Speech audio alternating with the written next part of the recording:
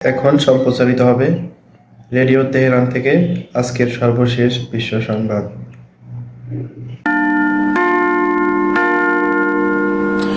Radio Tehran বিশ্ব সংবাদ।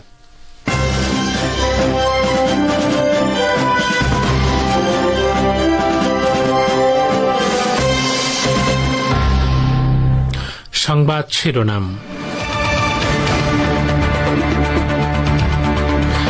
গাজার আল মাওয়াসি শরণার্থী শিবিরে শনিবারের হামলায় হামাসের সেনা কমান্ডার মোহাম্মদ দেইবকে হত্যার দাবি কঠোর ভাষায় প্রত্যাখ্যান করল হামাস।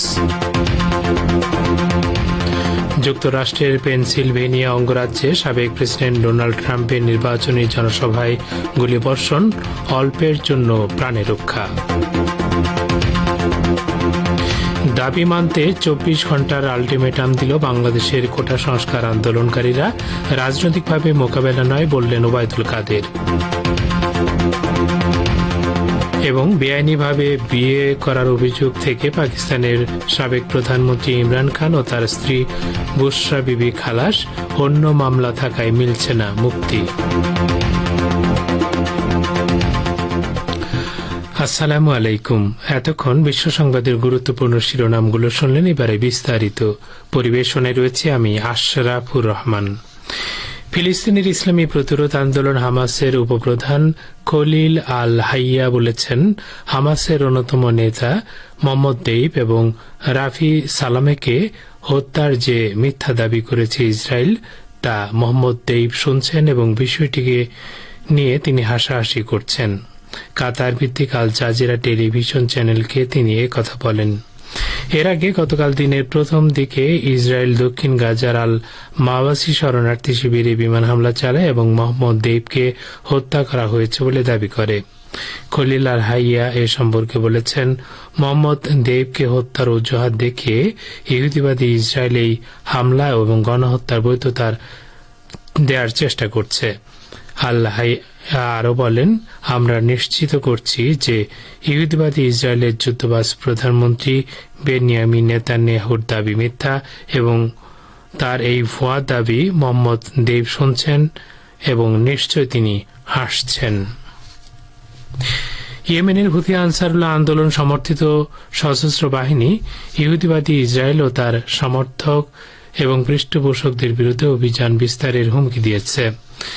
শনিবার সকালের দিকে ফিলিস্তিনের অবরুদ্ধ গাজা উপত্যকার খান ইউনুস শহরের আল মাওয়াসি শরণার্থী শিবিরে ইহুদিবাদী ইসরায়েল ভয়াবহ গণহত্যা চালানোর পর এই হুঁশিয়ারি উচ্চারণ করল ইয়েমেনের সামরিক বাহিনী। গতকালের ওই গণহত্যায় 90 জন ফিলিস্তিনি শহীদ হয়েছেন।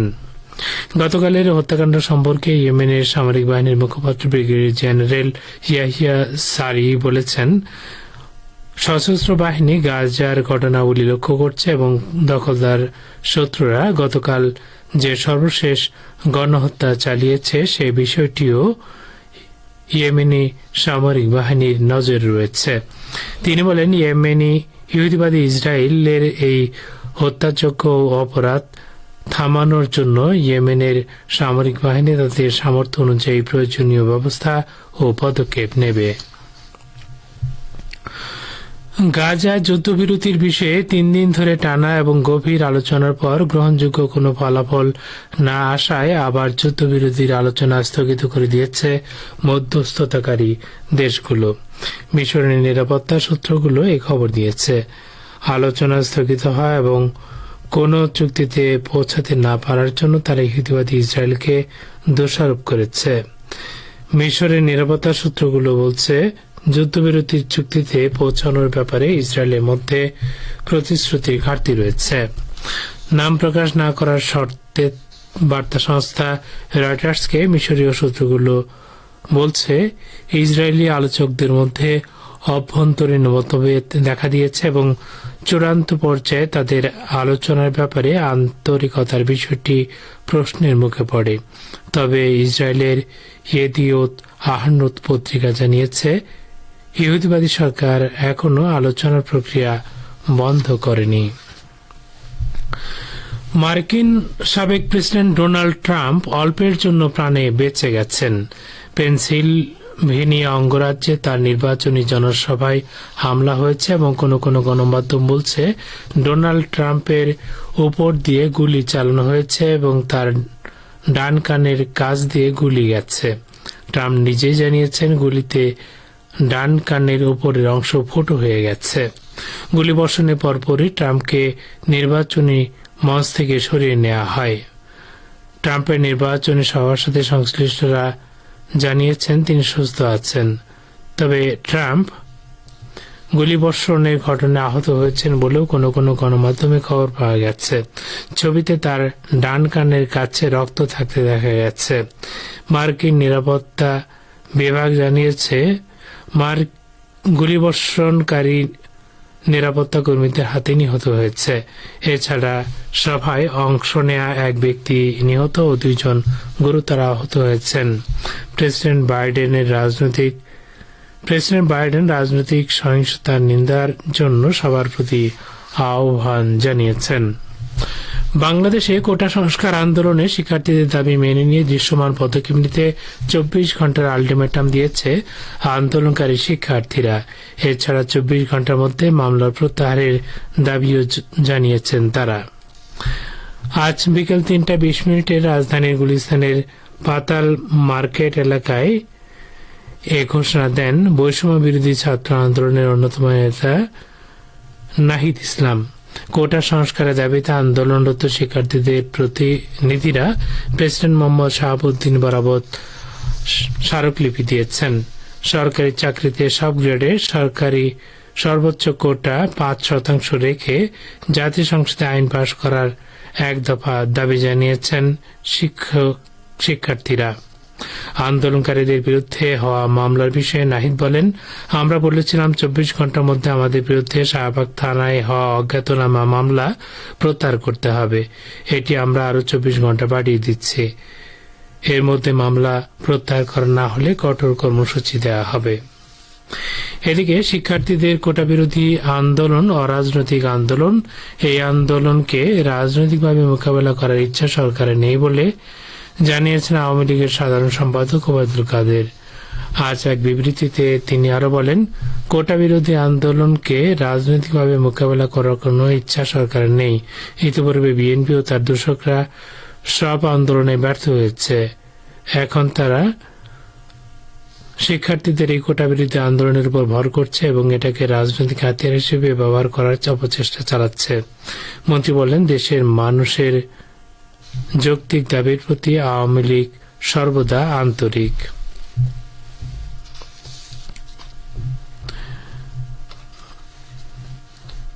ভারতের পশ্চিমবঙ্গে বিধানসভা ভোট পরবর্তী অশান্তিতে বিরোধীরা আক্রান্ত হচ্ছেন বলে অভিযোগ তুলেছে রাজ্য বিজেপি।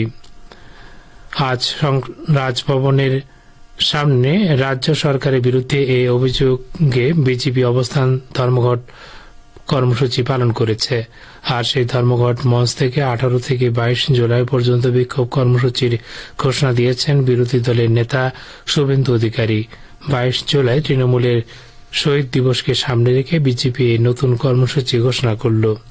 কলকাতা হাইকোর্টের অনুমতি সাপেক্ষে একাধিক শর্ত মেনে আজ রাজভবনের সামনে শুভেন্দু অধিকারীর নেতৃত্বে অবস্থান কর্মসূচি পালন করেছে রাজ্য বিজেপি।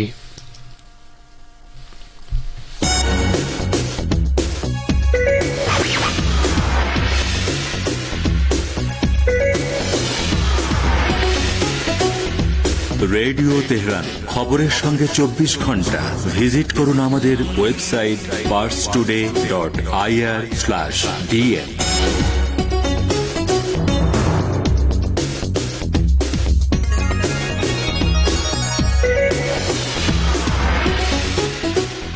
ফিরে আসছি আবারও বিশ্ব সংবাদে। বেআইনিভাবে বিয়ে করার অভিযোগ থেকে পাকিস্তানের সাবেক প্রধানমন্ত্রী ইমরান খান ও তার স্ত্রী বুশরা বিবিকে ইসলামাবাদের একটি আদালত খালাস দিয়েছে, তবে তারা দুজনেই এখনো কারাগারে রয়েছেন। ইসলামী শরিয়া আইন লঙ্ঘন করে ইমরান খান ও তার স্ত্রী বিবাহ বন্ধনে আবদ্ধ হয়েছেন এমন অভিযোগে দায়ের করা মামলায় পাকিস্তানের আদালত তাদেরকে 7 বছর করে জেল দিয়েছিল। সেই মামলায় গতকাল তারা দুজনেই খালাস পেয়েছেন। মামলা থেকে খালাস পাওয়ার পর ধারণা করা হচ্ছিল ইমরান খান ও তার স্ত্রী কারাগার থেকে মুক্তি পাওয়ার পথে আর কোনো বাধা নেই, কিন্তু পাকিস্তান তেহরিক ইনসাফ পার্টি বা পিটিআই দলের মুখপাত্র আহমেদ জানজোয়া বলেছেন তারা দুজন এখন কারাগারে থাকবেন। জানজোয়া এক বিবৃতিতে বলেন, আদালত আরও 3টি মামলায় ইমরানকে গ্রেপ্তারের অনুমতি দিয়েছে। এই মুহূর্তে অবৈধ কারাবাস দীর্ঘায়িত করার একটি কৌশল মূলত। ইয়েমেনের হুথি আনসারুল্লাহ আন্দোলন সমর্থিত সামরিক বাহিনীর সদস্যদের সাহসী অভিযান দেখে ট্রমাটাইজড হয়ে পড়েছেন মার্কিন নৌবাহিনীর জঙ্গি বিমানের পাইলটরা। ইয়েমেনি সেনাদের এই সাহসী হামলা এবং তাদের মুখোমুখি হওয়াকে ট্রমাটাইজিং হিসেবে অভিহিত করেছেন মার্কিন পাইলটরা। ইয়েমেনি সেনাবাহিনীর সাথে 9 মাস সামুদ্রিক সংঘর্ষ এবং ক্ষেপণাস্ত্র ড্রোন হামলার পর জঙ্গি বিমানের কয়েকজন পাইলট শুক্রবার ভার্জিনিয়া বাড়িতে চলে গেছেন। ইয়েমেনের সেনাদের সাথে যে সংঘাত হয়েছে এবং এখনো চলমান তাকে সিবিএস নিউজ দ্বিতীয় বিশ্বযুদ্ধের পর মার্কিন নৌবাহিনীর মুখোমুখি হওয়া সবচেয়ে কঠিন সমুদ্র যুদ্ধ বলে অভিহিত করেছে। ইয়েমেনের ফিলিস্তিনপন্থী প্রতিশোধমূলক হামলা বৃদ্ধির পর কৌশলগত জলপথে কেরিয়ার স্ট্রাইক গ্রুপটিকে মোতায়েনের মেয়াদ 2বার বাড়ানো হয়েছে। নিষেধাজ্ঞা সত্ত্বেও ইরানের অর্থনৈতিক প্রবৃদ্ধির হার টানা 4র্থ বছরের মতো বৃদ্ধি পেয়েছে এবং বিশ্ব ব্যাংকের সর্বশেষ প্রতিবেদনে ইরান 5% বেশি অর্থনৈতিক প্রবৃদ্ধির রেকর্ড গড়েছে।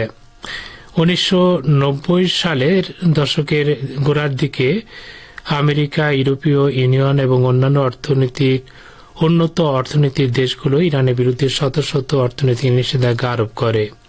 অবশ্য ইরানে ইসলামী বিপ্লবের পর থেকে দেশটির স্বাধীনচেতা এবং উপনিবেশবাদ বিরোধী নীতির কারণে শত্রুরা অসংখ্য অমানবিক নিষেধাজ্ঞা আরোপ করে এবং ইরানের অর্থনীতিকে আঘাত আনার চেষ্টা করে। এসব সরকার ইরানের জরুরি এবং গুরুত্বপূর্ণ শিল্পগুলোকেও নিষেধাজ্ঞা থেকে বাদ দেয়নি।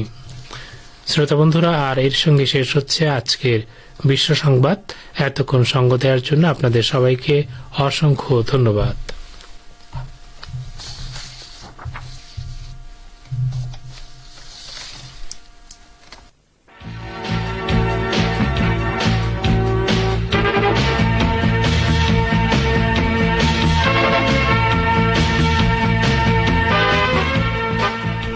বিশ্ব সংবাদ শুনলেন রেডিও তেহরান থেকে। এই অনুষ্ঠান প্রচারিত হচ্ছে বাংলাদেশ ও ভারতে শর্টওয়েভ 25 মিটার ব্যান্ডে 11,945 কিলোহার্টজে। এবারে আমন্ত্রণ জানাচ্ছি সংবাদ ভাষ্যের অনুষ্ঠান দৃষ্টিপাতে। জাতীয় মুদ্রাকে হাতিয়ার হিসেবে ব্যবহারের পরিণতি দেখছে আমেরিকা। বাণিজ্যিক লেনদেনে দ্রুত আধিপত্য হারাচ্ছে মার্কিন মুদ্রা ডলার। এ সম্পর্কে এখন রয়েছে আমাদের ভাষ্যকারের একটি পর্যালোচনা। শুনুন সোহেল আহমেদের পরিবেশনায়। যুক্তরাষ্ট্রের একতরফা নীতির মোকাবেলায় নানা প্রচেষ্টার অংশ হিসেবে ইরান ও রাশিয়ার লেনদেন থেকে ডলার বাদ দেওয়া হয়েছে। ইরান ও রাশিয়ার মধ্যে সব ধরনের লেনদেনের ক্ষেত্রে ডলারকে পাশ কাটিয়ে যাওয়ার কারণ হিসেবে ইরানের সংসদ স্পিকার মোহাম্মদ বাকের কলিবফ বলেছেন, যুক্তরাষ্ট্রের একপেশে নীতির কারণেই এই সিদ্ধান্ত গ্রহণ করা হয়েছে। সাম্প্রতিক বছরগুলোতে বিশ্বব্যাপী লেনদেনের ক্ষেত্রে ডলারের আধিপত্য ক্ষুণ্ণ করতে ভুক্তভোগী দেশগুলো চেষ্টা চালাচ্ছে। আমেরিকার নিষেধাজ্ঞার কবলে থাকা দেশগুলো ডলারের আধিপত্যের কারণে এ পর্যন্ত ব্যাপক ক্ষতির শিকার হয়েছে। বিশ্বের বিভিন্ন অঞ্চলের অনেক দেশই ডলারের স্থলে স্থানীয় অথবা অন্য কোনো দেশের মুদ্রা ব্যবহারে আগ্রহী। আমেরিকা ডলারকে নিজের অর্থনৈতিক স্বার্থ হাসিলের পাশাপাশি রাজনৈতিক ও সামরিক স্বার্থ হাসিলের জন্য ব্যবহার করছে, যা এখন সব দেশের কাছেই সুস্পষ্ট। আমেরিকার এই আধিপত্যকামী নীতি ডলারের প্রতি বিভিন্ন দেশের আগ্রহকে কমিয়ে দিয়েছে।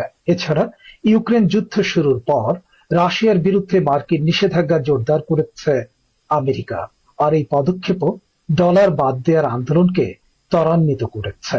যুক্তরাষ্ট্রের মুদ্রা ডলারের কবল থেকে মুক্ত হতে নানা অর্থনৈতিক সংস্থা প্রতিষ্ঠিত হয়েছে।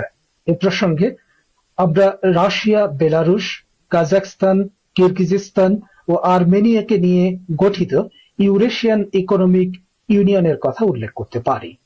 মলদোভা ও কিউবা এরই মধ্যে এই সংস্থার পর্যবেক্ষক সদস্য হয়েছে।